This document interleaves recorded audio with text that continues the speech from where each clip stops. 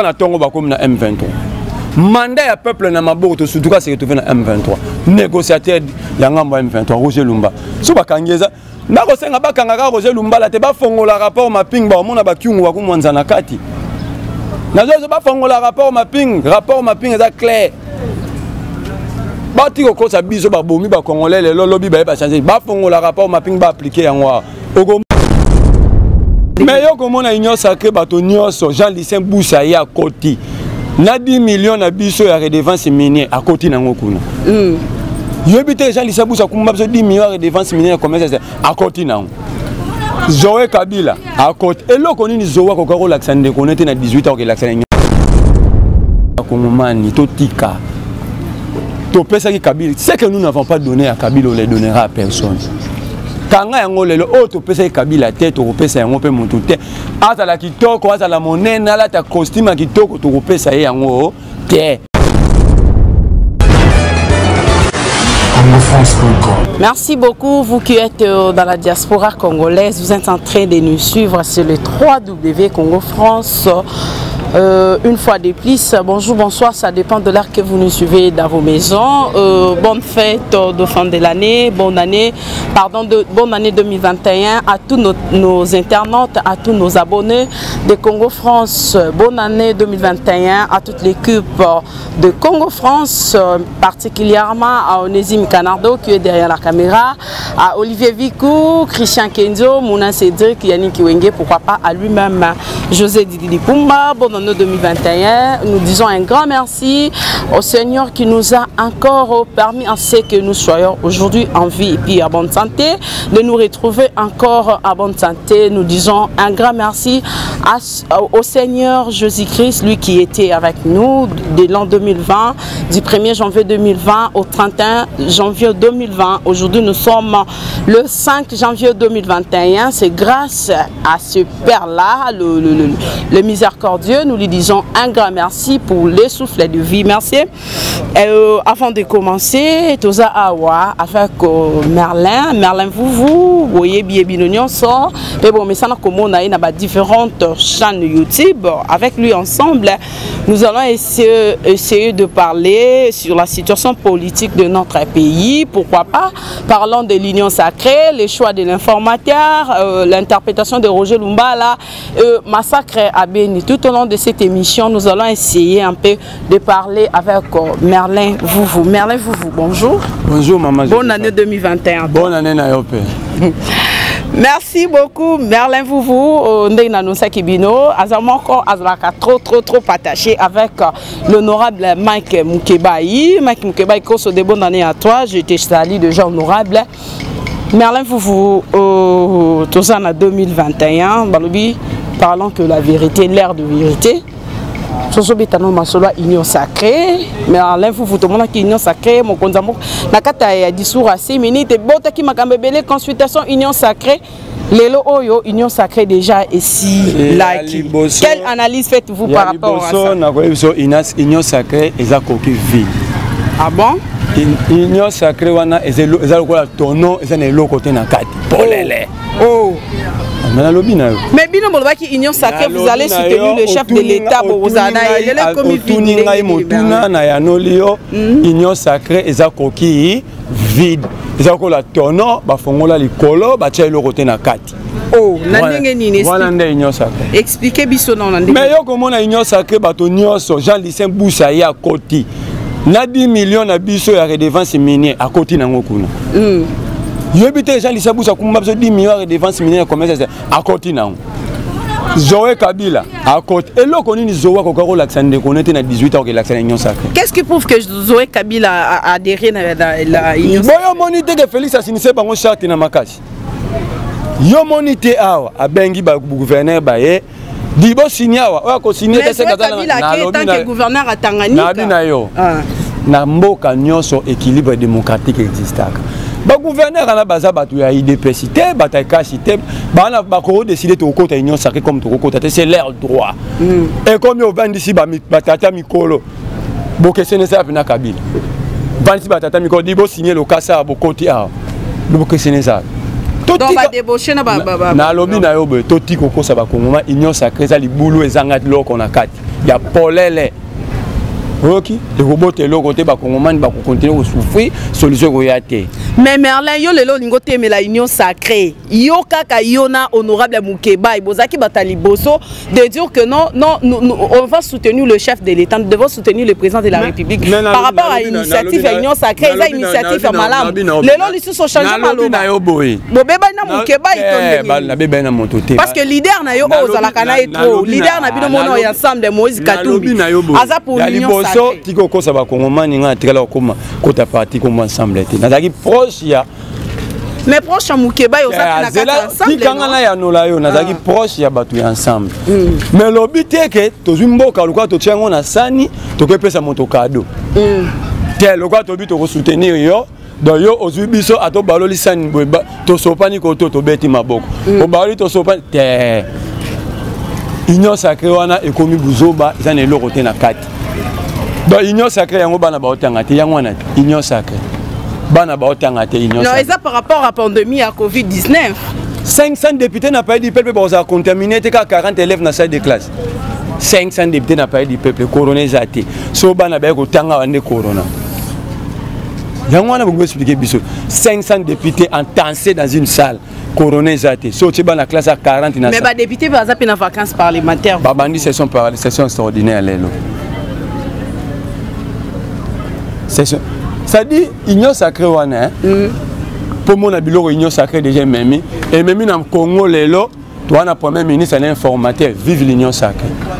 Merci Foufou Loko Betty Solo informateur.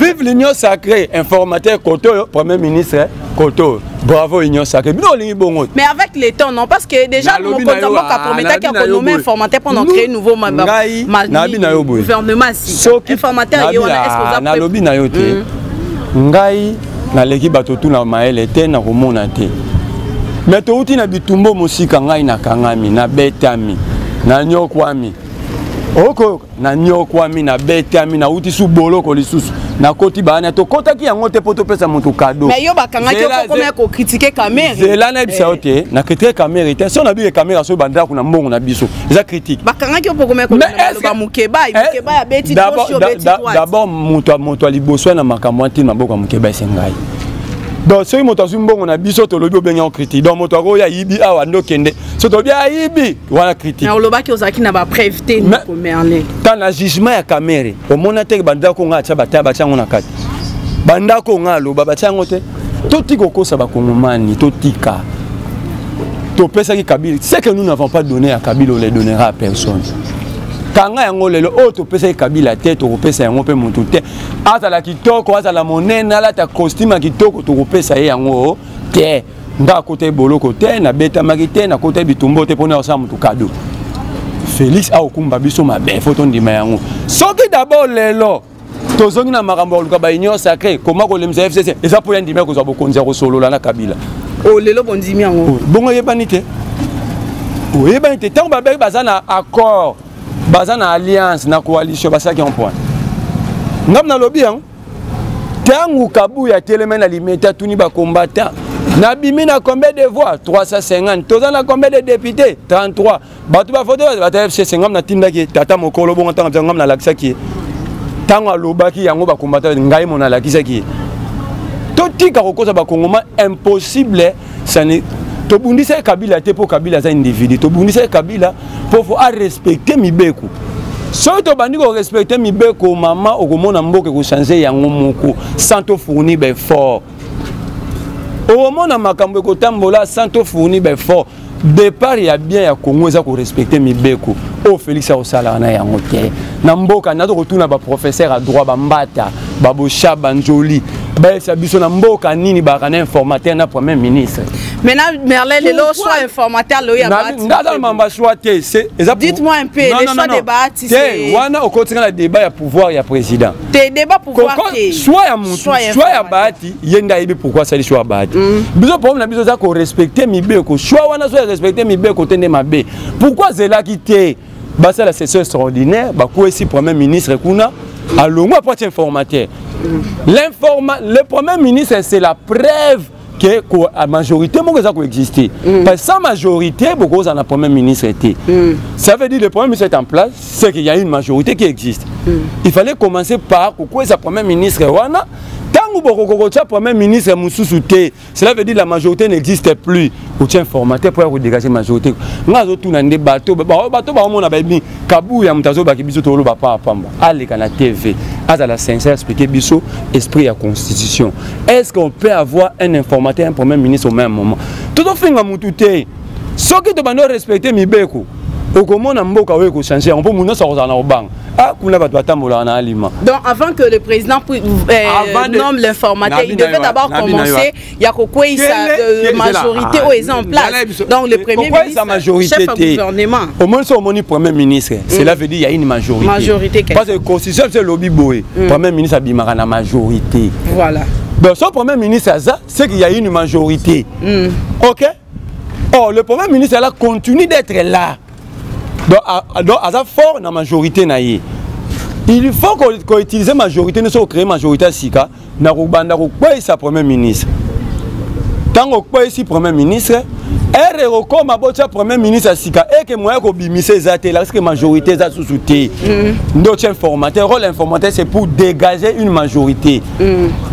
Na personne simplement Félix a mis ba député dimanche 300 il y a FDC 300 FDC na 300 députés a mis 300 bi majorité maintenant le rôle de l'informateur c'est quoi parce que l'informateur est là mais il y a déjà l'axibiso 300 députés maintenant l'informateur là il est là pourquoi oh l'informateur a 30 jours pour dégager la majorité mais le président nous montre déjà une majorité. Déjà, il nous a montré une majorité avant même que l'informateur Banda Moussala. Maintenant, l'informateur là, il sera payé. Pourquoi? Parce qu'il y a déjà une majorité. Si la majorité est ça, sa première ministre, l'affaire est clos. Mais il finira toujours par tomber, non? Mais justement, tu l'as dit que l'État. Alors pourquoi est-il pressé? Tu as pressé, tu as respect à la texte. Nous avons dit que nous avons pressé, nous avons respect à texte, nous avons boé. La constitution a biso et l'obité que ce premier ministre est en place, tous en informateur. Le premier ministre c'est le fruit d'une majorité. C'est simple à comprendre. On a vu nos professeurs à droit baza, bambata baza, banjoli baza, qui l'expliquent, qu'ils expliquent aux Congolais.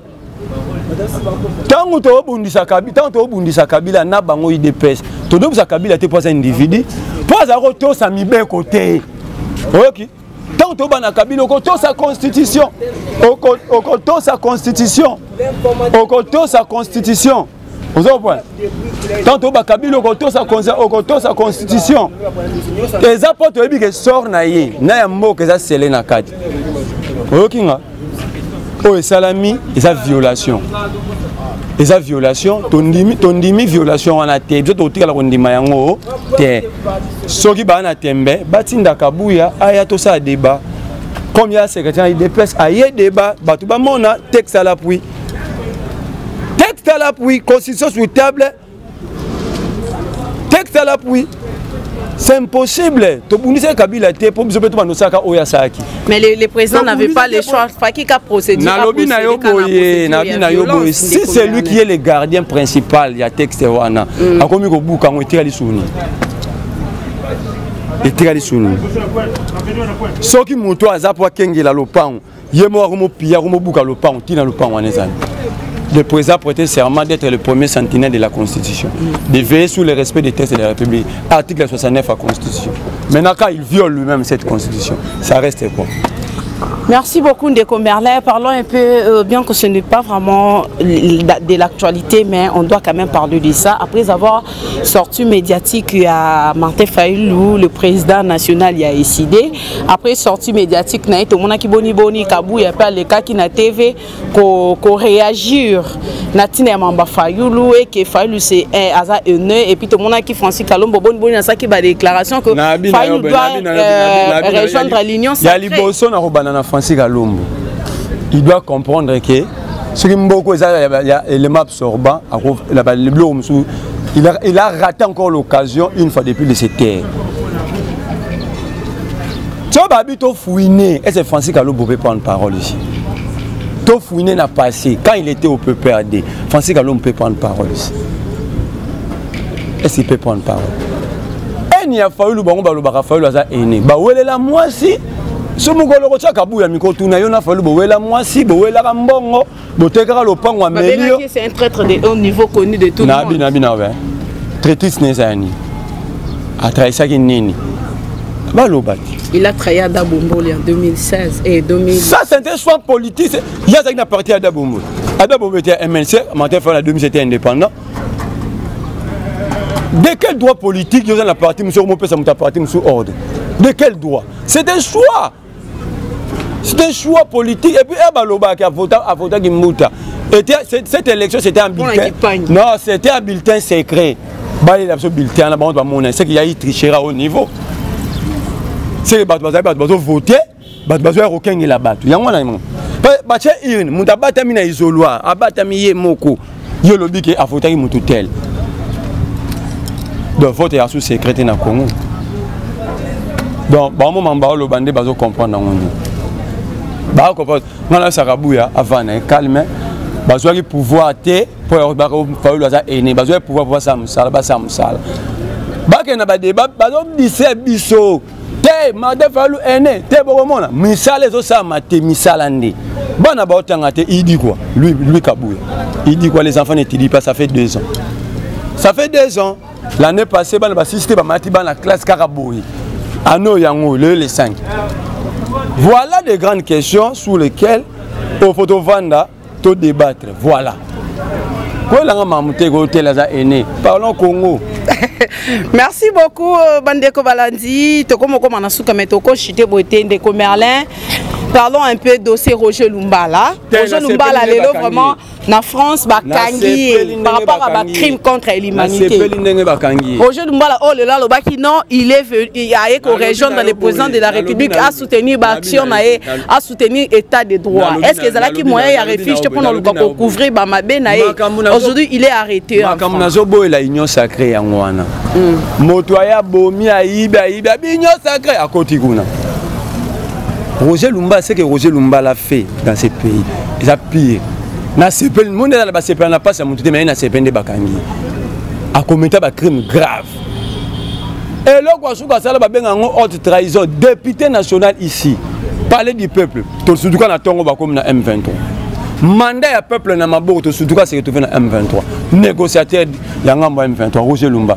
Si vous na kosenga bakanga Roger Lumbala te ba fongola rapport mapping ba mona ba kyungu wa kumwanza na kati nazo ba fongola rapport mapping eza clair ba tiko ko sa biso ba bomi ba congolais le lobby ba changer ba fongola rapport mapping ba appliquer yango okomona ba miganga ka ba ne ba rokin ba prison kyungu wa kumwanza cité dans le rapport mapping volé 69 il y a rapport mapping cité dedans massacre Bakassain cité Bouti ko sa biso. Donc biso ko ba so mutaya bomi biso lobby, so wana ko mu konta bi nyo sacré alongo kuna akabata mikuna. Te motonyo so fa répondre na ba acte na yi. Ah. Kongwe ko tigala su ko za élément absorbant. To ko multiplier su mambu par 0 te. Oki ngai. Union sacré wana e ko bota eloko te na lobby. Kangane la so lelo. Monde to sala raboya. Toko finga malelo ba finga nde balingi ba sa balingi mais histoire européenne ça biso raison. Union sacrée au bout à rien. Quand vous avez des gens comme des Bati Lukwebo, des gens comme des Bati, les gens les Semboussa, des gens qui ont travaillé avec Kabila, qui ont pillé ces pays pendant longtemps. Bon même on a union sacrée pour aller faire quoi. Mais Baroki pour changer non, ils peuvent réaliser que non. Avec Kabila, c'est Kabila qui leur imposé à faire quelque chose. Mais c'est que contraire à Félix non. Il faut comprendre le débat. Félix, pourquoi jusqu'aujourd'hui Etienne reste là? Pourquoi Etienne n'est pas arrêté? Etienne Longo, le ministre de la Santé. Mais lui n'est pas acquisé, il n'est pas encore acquisé. Quand il sera acquisé, il y a rapport IGF, enquête sur le finance à Corona. Rapport IGF et Tanguy Baké va saisir le parquet général de la République. Tilelo. Celui Félix a bomba batouté, Etienne. Déjà Safrika Sazawapi. Déjà Robank.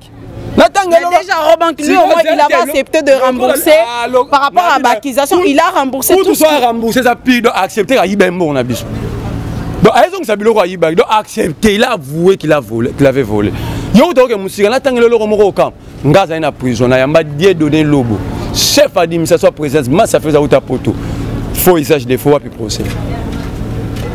Tu as bien procès, Dieu donné lobo. Natangelo ba procès Félix Abombia, il y a Batounae, Dieu donné lobo. Et Teni Longondo, DG Africa, DG Roban, wapi ba dossier. Ngai na yamba Dieu donné lobo na prison to la ligne chambre mort. Pavia mon na pavia 11. Dieu donné lobo. Abima wapi procès. Massa Félix chef d'administration présidence. Totika kokoza batu tuna kabuya so kutana ba ko finga Martin te dossier Dieu donné lobo. Tuna kanga komba tuna dossier Dieu donné lobo eza wapi. Bon, ce qui est le Babimisi, Jean-Pierre Bemba, Premier ministre. Ngai na Premier ministre, c'est Félix qui a le mandat. À ça la casting naie, Congonde ezwa chance. Ça sali batoye basali musala, to beti maboko. So basali musala te, to beta maboko, comme alpha pe omega. Tiens, to kondi matin. OK.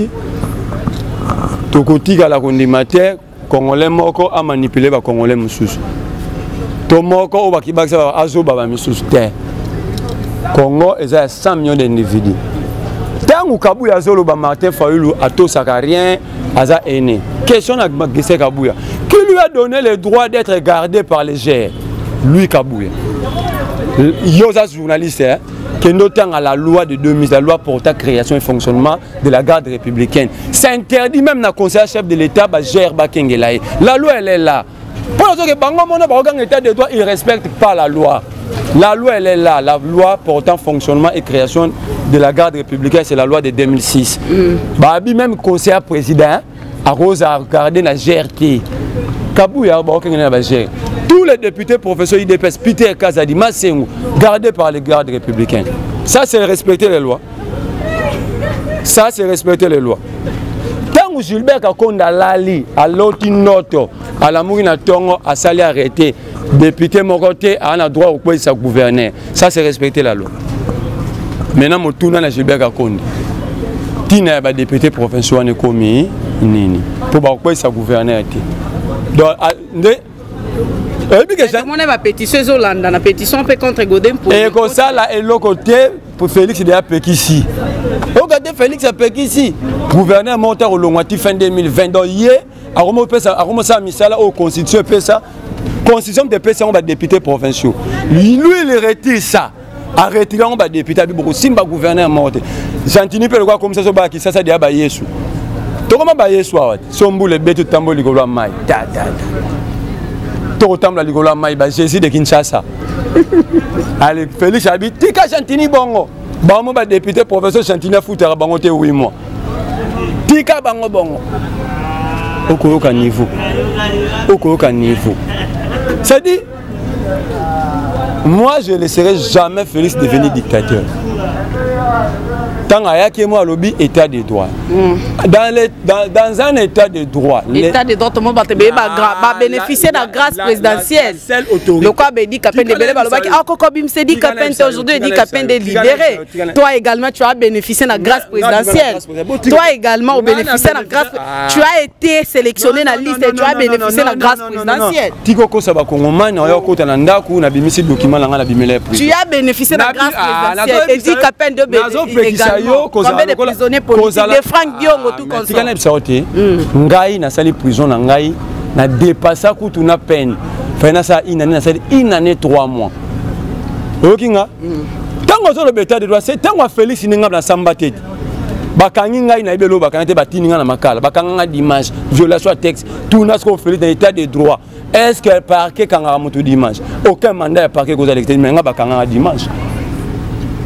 Botika na bima na cadre na bima na quitement RKK ce qu'on a expliqué RKK va condamner Vital Kamerhe na bimisa mbongo baki ba sa lever couper jugement Kamerhe na tchanga liboso ba juge ba moni ke mamtu na lobaki yango na pe na kati ya jugement ne batika ngai. Maintenant il dit qu'appelle il a bénéficié. C'est normal, il dit qu'appelle c'est normal ba vendre 20 ans en prison, ce qui est normal.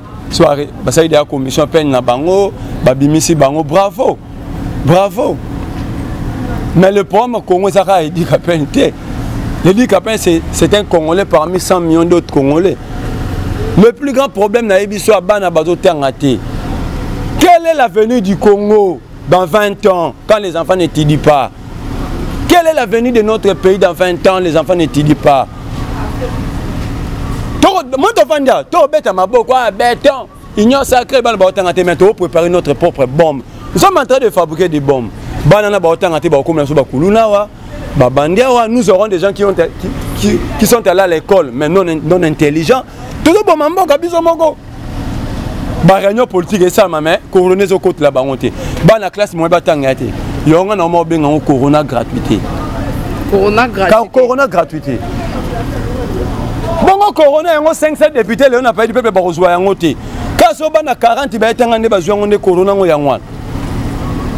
Non, c'est un Félix qui parle de merci beaucoup. Merci beaucoup. Mais pour avenir à Mboka, dans 20 ans, est-ce que Félix Moussouba a raté? Willy Bakonga Moussouba a raté. Mais il privé classe. C'est un problème. Voilà le débat au Congo Lelo. Pourquoi Bana Baotang raté? Qu'est-ce qui empêche que les désinfectés l'école Bana Batang? Voilà le débat des individus. Faoulou aîné. Okuna Bete. Bana Bazotang raté. Pourquoi? Merci beaucoup, merlez-vous. Nous sommes arrivés presque à la fin, mais Yamboé Teto Chité, nous allons demander à Onésime Canardo de nous accorder nos fiscs 30 secondes pour chiter. Merci Merlin Massacre Nabeni. Ça continue de plus en plus. Meeting aérien. Meeting aérien. Massacre Nabeni tout. Bon donc j'aime beaucoup un spectacle. Est-ce que tu as tout un meeting aérien? Meeting aérien. Il paraît ça coûte 2 millions. Na lobby na yo écoutez 1 million 200 millions na Beni, ça Félix a tout un meeting aérien. A tout un meeting aérien, ba avion tamboula a to sombi ba avion meeting aérien. A tout na meeting aérien. Ba c'est Ramboka na luka populisme et ça c'est Mao Tse-tung. Mao dit aux Chinois, moi je ne peux pas vous gérer à chercher votre popularité, votre soutien. Ce que je vais faire de la Chine et au pousser Bino, Bolingangaï. Le Mao, c'est un grand en Chine. Ok. Meeting aérien, ça n'a rien à voir avec le problème à Beni. Le problème au Congo, nous avons travaillé depuis 60 ans, nous avons détruit l'armée, tous les services de sécurité. Mais Massacre à Beni, on dit que le problème, ce n'est pas Félix. Le massacre à Beni, ça a commencé depuis. Maman. Il y a ce qu'on appelle la continuité de l'État. Tant que Félix a le pouvoir, tant que Kimbongo, on va bimser la caméra dans 100 jours. Eux, tu as un capon à Bouya Kimbongo dépôt et ça qui est à Tatigagion. Fab Mbongo na osel en hôtel pour ngate. Non, Botika va vantiwa. Azu pour nana tindagi kasa logo zaki a été. Na lobeka opé sa vie na pour na peine à Ben. Félix était. Bino ba jouer ce beau sou bisote. Bozo bimisara biloko ba quand politicien lobi likambu. A moment ce qui vont après Bobby Misilaye. Il a dit ça à Beni. Que naza prêt à revendre Kimia. Même vie na ngana repé sango pour na paix à Beni. Vous voyez bien monter? Nana lobeka olongo na kisa ko movana Beni état major. Félix était. Faïlou, c'est pas Félix. Mais Faïlou a promis ça dans la campagne électorale. Ça dit bien va jouer semaine. Oui, Faïlou a promis ça. C'est pas Félix. C'était pas de promesse de ce que Moutassou a pouvoir à lobby. Faïlou avait promis, mais Félix l'a dit. Tant que ça dit président il a dit je suis prêt à sacrifier ma vie. Mais justement, lui qui est prêt à sacrifier sa vie. Mais tu ne vas pas couper, mais Azaka vivant. Il y a un problème. Mais le problème de Ben, ce n'est pas Félix, c'est ça. Na répondant que ok, il y a ce qu'on appelle la continuité de l'État. Na peut sur exemple facile, bakuta ki mbongo na banque, tant ça remise reprise na Kabila. Pour moi la reconnaître, c'est un mbongo wana te. Falo baté mbongo le ko ngaité zaki mbongo Kabila mdati na sela ngote. Toti Kabila ko wana. Ici, il faut travailler l'armée, travailler nos services de renseignement militaire comme civil, organiser-les. Vous comprenez? Le service existait. Le service de renseignement existe raté. Ici, on identifie jamais. On dit les ADF qui en a la preuve. Qui en a la preuve. Merci beaucoup, chers amis. Dans il y a massacre à Beni, tout un meeting aérien. Merci beaucoup, très chers amis internautes, vous qui nous ont suivis partout dans le monde entier. Cette émission a pris fin pour aujourd'hui, mais avant de nous séparer, mais enlève vos mots de la fin. Nini vraiment retenir par rapport à ce qui se passe dans notre pays et puis à la diaspora congolaise. Parce que au juste jeune allons sous cache à zone pas failli nous donner. Parce que Makambolobi ça part de pair avec la sortie médiatique à Fayou. Au comme ils sont Fayou, aux zones sous Fayou, Zalungi Kabinani, moi na Mukeba ina Katumbiste. Parce que tu as Katumbi na Mukeba ne fait plus partie de la Muka. Toti kakaso congolais moka pesi makanisi na ye bino bomo kabele ba camp politique tiens comme monta Fayou ah Kabila sombié ce qu'on battre sur Kabila ba na ba union sakena sombi ba poso to lobi be Fayou sombi ngai poto ngai na kota ki bakasho na ba ane na koti ba makala Fayou mtano kanga ngai pour le loi somba ngai passion nga na mona bitumbo nyoso ale jai pour na Fayou toti Kabila ko wana parce que le roi a fallu la sombe à Batuna Kabila. Bato tu as Kabila baina union sakena sombi bon. Na sombi bon. Toti ka oko sabat. OK. Toti ko sabat congolais. Ba congolais ba na besoin ma mususu. Oti. O ngana ko loba eza ozo salama. Yo ebiteke bana ba otanga te. Mais pas d'abord par rapport à la pandémie, ils ont dérangé. Ce n'est pas seulement notre pays, ils ont dérangé le monde entier. C'est pour l'instant en France, il y a en France, il y a Corona est une maladie respiratoire. Première question. Tout le monde n'a été. Le Congo a combien de respirateurs? Toi, la 12 000 cas coronavirus, dites-moi. Le Congo a combien de respirateurs? Mais Alain, s'il te plaît. La France, non, réponds-moi d'abord. Il ne faut pas aussi la plagiat même dans la décision. Quel plagiat tu veux condamner? Les gens condamner Mbokanabiso pour Banabotanga. Tu dis tout ça, et ça pour la union sacrée. Dites-moi un peu, la France, Banabotanga. La France, Banabotanga. Mais pandémie, c'est pour le monde. Ils ont dérangé le monde entier. Ils ont dérangé le monde entier. Dans l'hôtel Isayote, bana ba otanga te pandémie, 500 députés n'a pas eu de peuple. Qu'est-ce que c'est? 500 députés, 500 députés n'a pas assistant parlementaire n'a pas, ça fait 1000. N'a pas travaillé, 1200, 1300 n'a pas eu de peuple. Kuna coroné ko tatezo leka, c'est comme na triomphant na robot sauté. Ouais, ko maman na 24. Yangwana. Coronavirus c'est comme n'a pas eu de peuple sauté. Et quoi il y a 24 Yangwan. Pour un exemple, la France. En France, même l'Assemblée, ils ont fonctionné. Bah, ça a tout la vidéoconférence. Mais Bissot, le député, qui est coronavirus, est sauté par les peuples. Alors, il y a une école sur Banabaye. Yangwan. Merci. Qu'est-ce que les Congolais peuvent retenir? Et puis, la diaspora congolaise va partout dans le monde entier. Bakoye basolo, pe solo aussi ko la bango. Bakoye basolo, pe solo aussi ko la bango. Bino pena papa non tata no mukeba iwa batolanda te bo ça va prostituer politique, vous n'avez pas. Vous êtes des prostituées politiques. Mukeba a commencé avec Kamere, il a quitté Kamere, il est revenu chez Fayou, il a quitté Fayou. Maintenant il est avec Katumbi. Maman, faut pas me poser des questions. Toi également. Gaza, tout n'a pas parti politique, on a tout. Na sadera na parti monté. Yo, où t'as na Franck Diongo, non? Tu étais dans MLP, non? Nabi pose-leur la question. Ils sont vivants. Ça dit qu'on a répondu pour la cause là-bas. Les gens que tu cites là sont tous vivants. Pose-leur la question. Pose-leur la question. Kouta na kina combat. C'est que nous avons porté pour faire Franck Diongo en prison pour nous que beaucoup si point. Nous Franck Diongo en prison. Mais c'était au nom d'un combat. Et le but est de côté parti, bateau tout, il y a un rassemblement, il y a des dépêches pour avoir fait chaîne à Zaliboso. C'est au nom d'un combat, il y a la même vision de bateau tout court, tout c'est si comme vous avez pas parti, tout le corps, Rossi est mort ici. Rossi est mort. Mais il parle avec tous ces gens-là. Tout est comme un politique, il faut laisser les Congolais libres de réfléchir sur leur pays. Merci beaucoup, Merlin. Numéro contact si possible. Si vous avez contacter, vous pouvez contacter. Si vous avez contacter, vous pouvez mon numéro.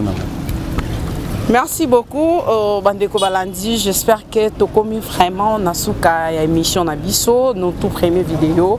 Il y a l'an 2021. J'espère qu'avec la grâce du Seigneur, tu vas continuer. Toujours, s'il faut parler de l'actualité, parler de tout ce qui se passe dans notre pays, s'il faut encore inviter Merlin, parler encore d'autres sujets, il sera là, il sera toujours le bienvenu pour vous répondre à la question Nabino. Bayi Internet au Bobenga Kabiso. Continuez de s'abonner massivement dans votre chaîne YouTube. Vous ne serez pas déçus. Merci encore Onésime Canardo derrière la caméra. Bye bye. Congo France.